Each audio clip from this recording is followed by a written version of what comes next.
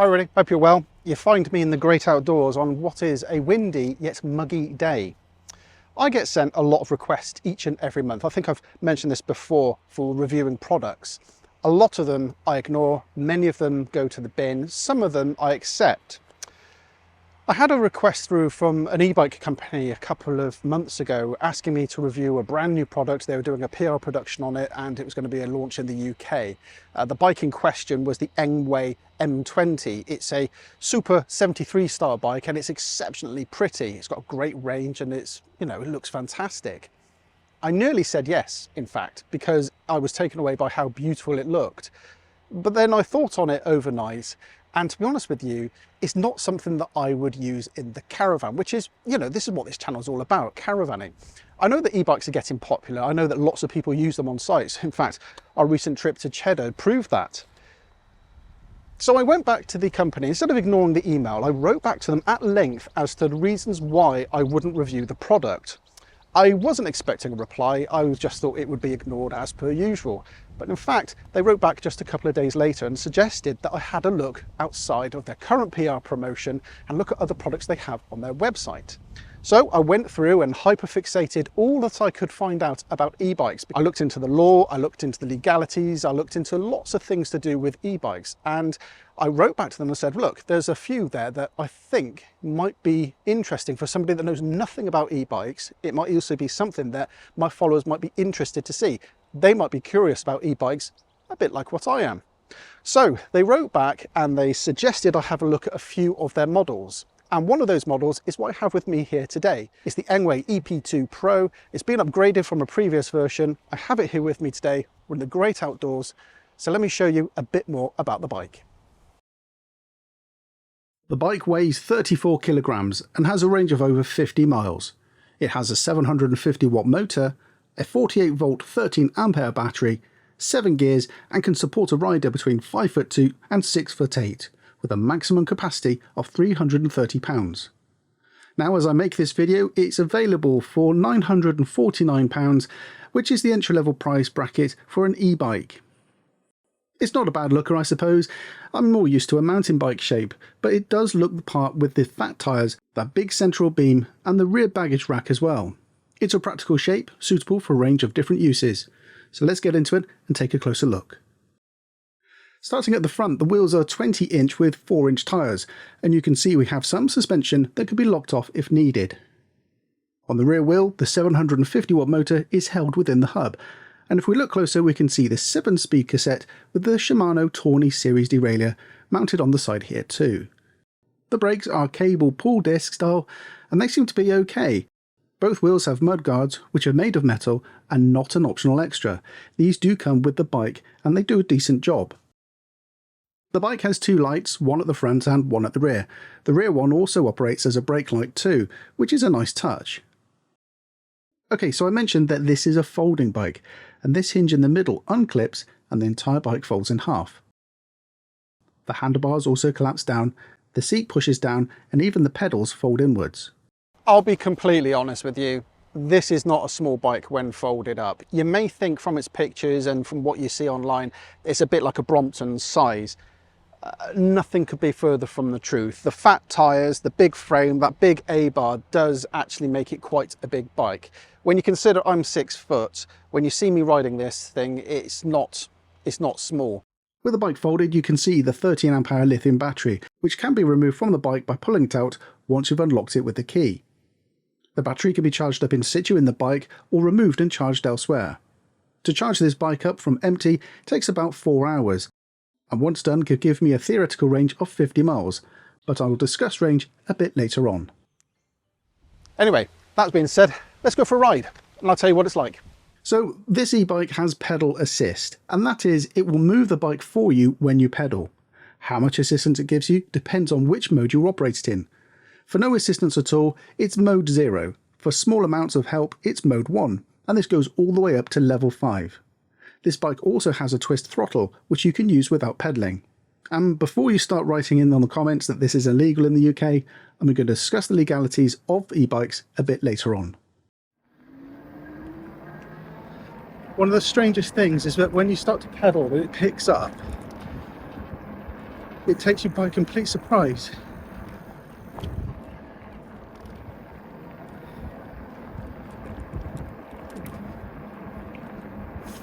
And right now I'm ghost pedaling, so I'm not really doing any work at all. I'm just moving my legs.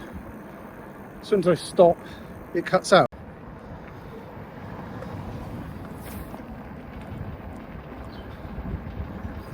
So it's an interesting experience.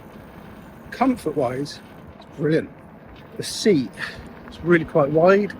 I've never really gotten on with saddles that come out of the box, I suppose because of my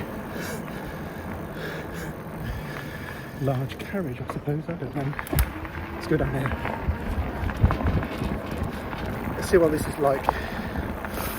It's a bit bumpy down here again. The camera is going to be all over the place, and I'm sorry about that. I don't even know if the audio is going to be any good, to be honest. We'll find out in a minute. So I was going to record this as part of my riding around, but unfortunately as I played it back I realised the audio is absolutely worthless. So I've just stopped here now, and I'm just going to give you some feedback on how it is to ride. In terms of comfort, it's incredibly comfortable. Even for a fat lad like me, the seat is quite wide. Every seat that I've always had from every bike that I've owned, including my mountain bike, I've always had to upgrade the seat because I never get on with the ones that you get out of the box. You know, they're a bit like razor blades. But that one's quite wide and quite comfortable. There's also an air gap in the middle there as well to keep you quite cool.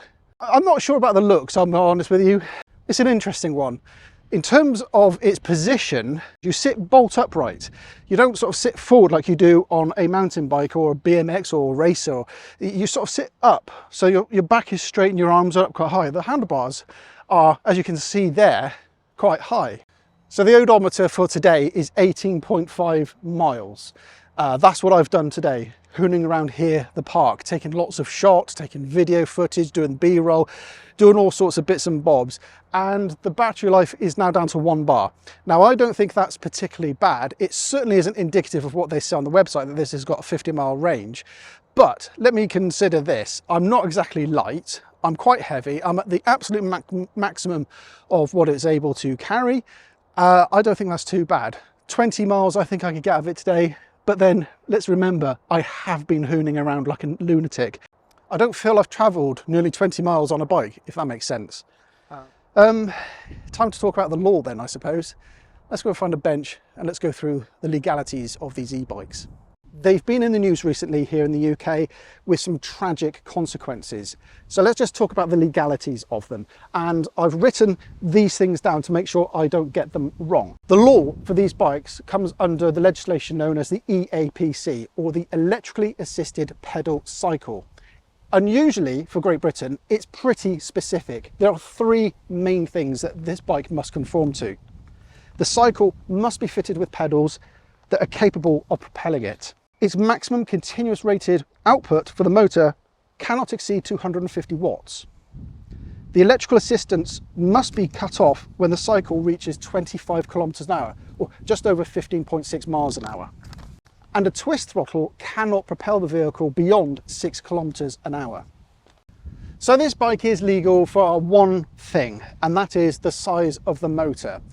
This motor is 750 watts. The legislation calls for it to be a maximum of 250 watts. It makes no sense to me, that law on the size of the motor.